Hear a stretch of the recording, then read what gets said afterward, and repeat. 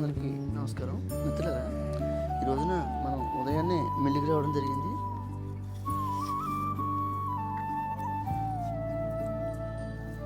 ఇక్కడ చూస్తున్న ఈ రకం వచ్చేసి చింతలూరి సన్నాలు.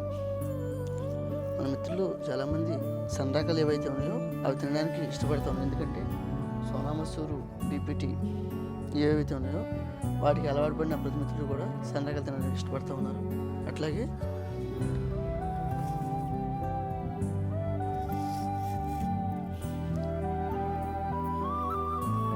ఈ రకం వచ్చేసి రత్నచోడి.